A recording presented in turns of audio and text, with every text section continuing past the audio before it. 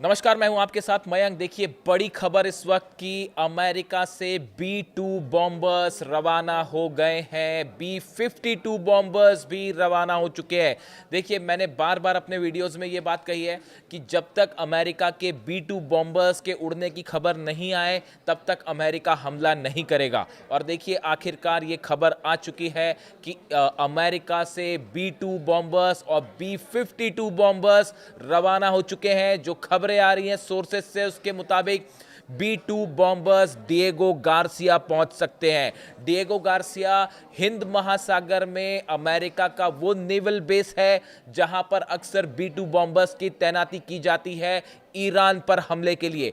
पिछली बार जब अमेरिका ने हमला किया था तो B-2 बॉम्बर्स ने अमेरिका से फ्लाई किया था, लेकिन देखिए, बार बार हमने आपको ये बात कही थी कि इस बार अगर अमेरिका हमला करेगा तो B-2 बॉम्बर्स शायद अमेरिका से फ्लाई ना करें, वो डिएगो गार्सिया से फ्लाई कर सकते हैं। और अब देखिए, यही खबरें आ रही हैं कि अमेरिका ने आदेश दे दिया है B-2 बॉम्बर्स को मिडिल ईस्ट भेजने के लिए। और संभवतः ऐसा बताया जा रहा है कि न सिर्फ अब्राहम लिंकन पर बल्कि डिएगो गार्सिया में B-2 बॉम्बर्स पहुंच रहे हैं।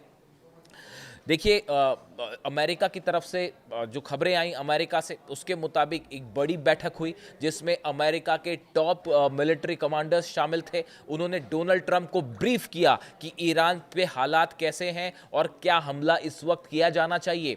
दो तरह की खबरें हैं, दो तरह की रणनीति बनी है अमेरिका की तरफ से। पहली रणनीति यह है कि जो ईरान के इंपॉर्टेंट लोकेशंस हैं उस पर हमला किया जाए। मैं आपको बताता हूं ये इंपॉर्टेंट लोकेशंस क्या हो सकती है। देखिए, ये इंपॉर्टेंट लोकेशंस, अली खामेनी साहब का जो ऑफिस है हो सकता है कि उसको टारगेट किया जाए। IRGC का जो ऑफिस है, हेडक्वार्टर है, वो निशाने पर है अमेरिका के। इसके अलावा अलग अलग कमांडर्स जो हैं ईरान के, ये निशाने पर हैं। इस तरह की खबरें आ रही हैं। लेकिन इसी बीच ईरान ने एक बड़ा मिलिट्री एक्सरसाइज शुरू कर दी है स्ट्रेट ऑफ हॉर्मूज में। और ये खबरें आ रही हैं कि अगले 24 से 48 घंटे में ईरान स्ट्रेट ऑफ हॉर्मूज को बंद कर सकता है। अगर ईरान ने स्ट्रेट ऑफ हॉर्मूज को बंद कर दिया तो यह बहुत बड़ा झटका होगा, न सिर्फ अमेरिका के लिए बल्कि पूरे यूरोप के लिए। यहां से निकलने वाले सब शिप्स रोक दिए जाएंगे। अब देखिए, जिस तरह की खबरें हैं, एक बार बार ये सवाल पूछे गए कि अब तक अमेरिका ने हमला क्यों नहीं किया। देखिए, एक बड़ी बैठक हुई है इजराइल में, और इजराइल में जो सेंटकॉम है उसके चीफ, अमेरिका का जो सेंट्रल विंग सब कुछ देखता है, मिडिल ईस्ट पर हमलों की पूरी प्लानिंग करता है, हमलों की रणनीति बनाता है, उसके जो चीफ है सेंटकॉम के चीफ एडमिरल ब्रैड कूपर, ये पहुंचे थे इजराइल। और इन्होंने IDF के जो चीफ ऑफ स्टाफ हैं इयाल जमीर, यानी इजराइल की सेना के जो चीफ हैं, उनसे मुलाकात की। और इस बैठक में कई सारी चीज़ें इसकी निकल के सामने आई हैं। और बताया ही जाता है कि इस बैठक में ही इजराइल के सेना के चीफ ने ये बात बताई, ये बात खुलासा किया कि हमें इस बात की कंफर्म जानकारी मिली है कि ईरान ने कई ठिकानों पर रूस से मिले S-400 anti missile defence system, anti aircraft systems deploy कर दिए हैं।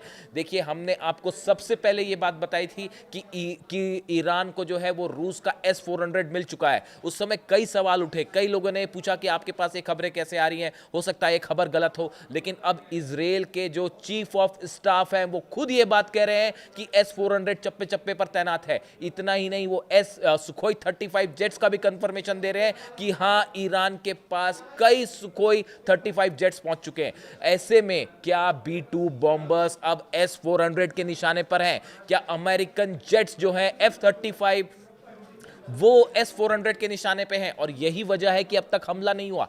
देखिए, इतना बड़ा मिलिट्री बिल्डअप हुआ, कभी भी हमला कर सकता था अमेरिका, लेकिन अब तक अमेरिका ने हमला क्यों नहीं किया? इसकी क्या बड़ी वजह है? सबसे बड़ी वजह S-400 का डर। मैं बार बार इस बात को कह रहा हूं कि अगर अमेरिका का एक भी F-35 जेट डाउन होता है या B-2 बॉम्बर्स, देखिए B-2 बॉम्बर्स रडार पर कैच नहीं होते, लेकिन बड़ी खबर, रूस के जो सैटेलाइट्स हैं, चाइना के सैटेलाइट्स हैं, वो ट्रैक कर रहे हैं अमेरिका के B-2 बॉम्बर्स को, और यहां तक नजरें बनाए हुए हैं कि वो टेक ऑफ करें। ऐसी भी खबर है कि B-2 बॉम्बर टेक ऑफ करेगा हमले के ठीक पहले, उसके पहले ही ईरान अटैक कर सकता है। ईरान ने अपनी एंटीशिप मिसाइल्स लगा रखी हैं, S-400 तो तैनात है ही, इसके साथ ही फतेह 2 मिसाइल्स जो हैं वो अब्राहम लिंकन को टारगेट करके रेडी हैं। और B-2 बॉम्बर्स अगर फ्लाई करते हैं अब्राहम लिंकन से अगर टेक ऑफ करते हैं तो हो सकता है ईरान प्रीएम्प्टिव स्ट्राइक कर दे। यही बात कही जा रही है डिएगो गार्सिया के लिए। ये जो ईरान ने ICBM टेस्ट किया, करीब 7,000 किलोमीटर का टेस्ट किया गया, ये 10,000 किलोमीटर रेंज है, करीब 4,000 किलोमीटर का डिस्टेंस है डिएगो गार्सिया से ईरान का। बताया ये जा रहा है ज़रूरत पड़ेगी तो इस मिसाइल से डिएगो गार्सिया पर भी हमला हो सकता है। अगर ईरान इस बात को लेकर कंफर्म होता है कि B-2 बॉम्बर्स उड़ान भरने जा रहे हैं, पहले ही प्रीएम्प्टिव स्ट्राइक हो सकती है। यानी B-2 बॉम्बर्स वर्सेस फतेह मिसाइल अब देखने को मिलने वाला है मिडिल ईस्ट में। देखिए, मैंने बार बार ये बात कही कि अब्राहम लिंकन जब तक नहीं आएगा तब तक हमला नहीं होगा, और यही बात हुई। अब्राहम लिंकन अब पहुंच गया और डोनाल्ड ट्रंप कह रहे हैं कि दूसरा एयरक्राफ्ट कैरियर भी पहुंच रहा है।